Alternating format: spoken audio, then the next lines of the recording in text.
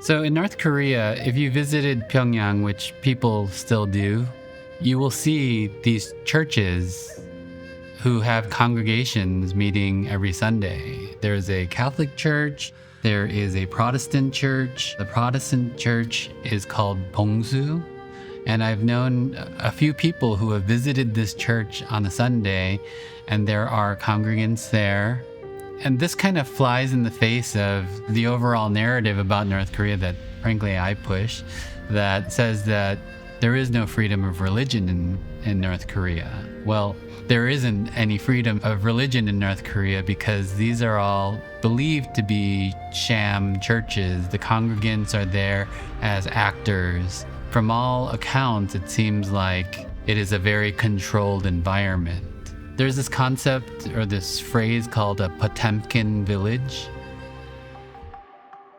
A Potemkin village, it comes from this prince, I believe, in Northern Europe who was in love with a princess from a neighboring kingdom, and he wanted to make himself look very rich and powerful, so he built these villages along the border so that the princess would be impressed. If you go to Pyongyang or if you go to any village along the border of North Korea, they're basically Potemkin villages where on one side are the facade of functioning buildings, but if you really look closely, or if you're privileged to go to the other side of the buildings, it's like Hollywood where it's held up by scaffolding and it's not real.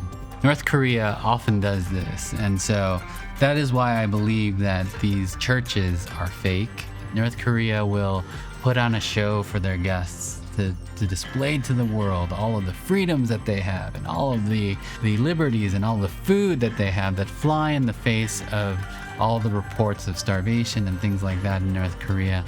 Now, we know that these things are not true because we've talked to the refugees, and they themselves have given very consistent reports about the opposite.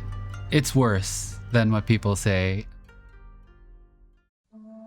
North Korea has supposedly jailed 6,000 Christians in their basically concentration camps.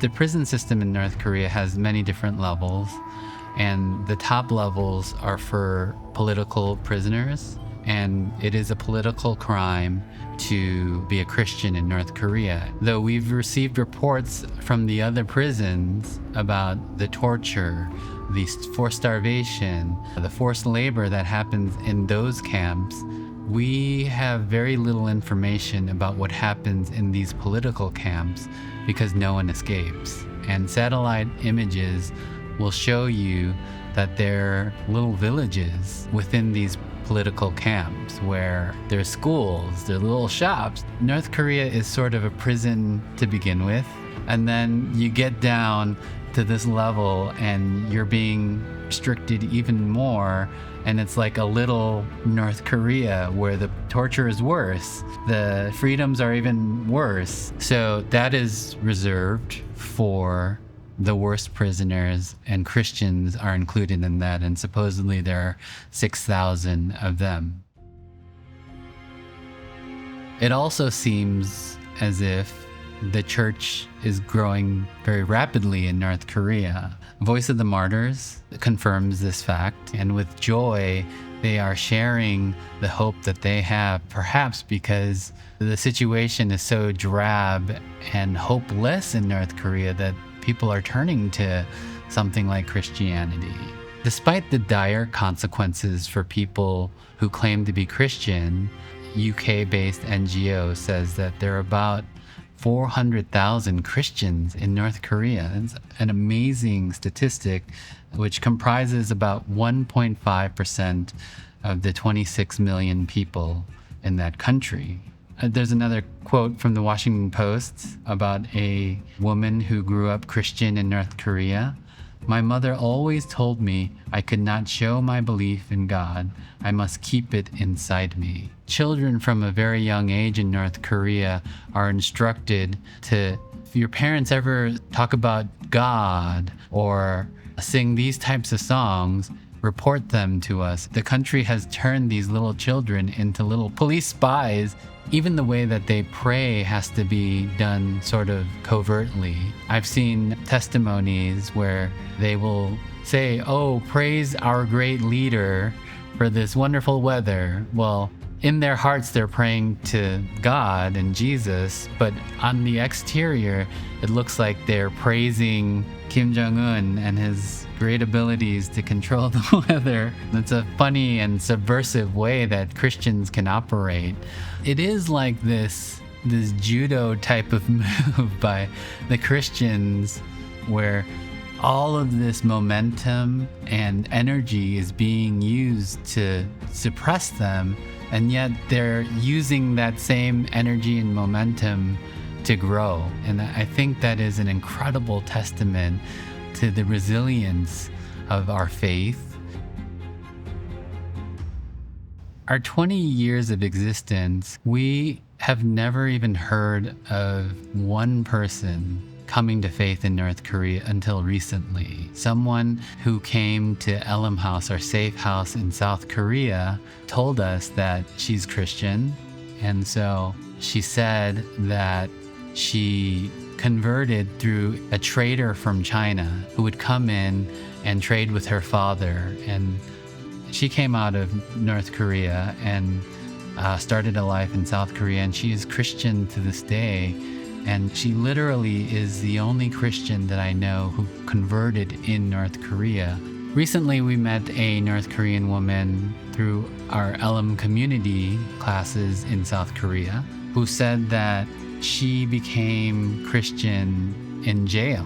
So China has this policy of zero tolerance towards North Koreans in their country, and they will send these people back to a prison camp, and that is where this woman met another Christian and was introduced to the gospel in a North Korean prison camp. Some people are released from these camps and go back to their lives in North Korea. And again, they become missionaries in a sense. And if they want to continue practicing, they do so in these very, very daunting circumstances. Another refugee that we met recently, so she was in Elim House, our safe house for North Korean refugees, and she went to one of our services. They were singing the song, "Fill My Cup, Lord." It goes, "Fill my cup, Lord, I lift it up, Lord." So that song was written in America, and somehow it made it into North Korea. We were singing that song in Elim House. She said, "My goodness, my grandfather would sing that song to me." Now, she said he would sing that song to her when he was drunk. So we're not sure if he was sort of sarcastically singing it as like a drinking song, or he had the courage to sing the song to his granddaughter to somehow, spiritually influence her. It's amazing how, again, you can get rid of the buildings, you can get rid of the schools. It's very difficult to kill off the church, and that is really what we're seeing in North Korea today. This persecution and the fact that the church is growing in North Korea, it really does speak to, what we consider cliches in America. We sing about our faith, firm through the fiercest drought and storm. On Christ, the solid rock we stand. And sometimes it could feel very cliche because we live in this very safe place. But when our faith is met with this intense opposition, we see that that is really true. And perhaps, and only in these extreme circumstances do we realize, oh my goodness, this is true. It is in those difficulties where everything else, the dross, so to speak, burns off, and we see that this is actually very true. Christ is the solid rock upon which we can stand and we could build our lives upon. What North Korea teaches us is the beauty of this very fundamental and simple truth that we can rely on Christ in the fiercest drought, in the fiercest storm. If I were to ask for anything from anyone watching this video would be to continue to pray for them. What they truly need is the spiritual coverage. What we're asking from the church at large in the free world who are able to access YouTube today, I don't think they need very much of our help. They are growing. What they need is our continued prayers for their growth, their safety, and their thriving.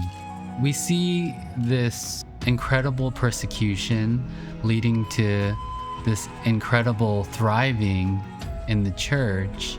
So what happens next, right? In the next video, we will talk about the things that Crossing Borders is doing and the things that other organizations are doing to foster this growth. The exciting thing and the maddening thing about the situation is we don't know what's going to happen in the future. What we do know is that we have a window here that we have to work with. And in that window, the church better get busy.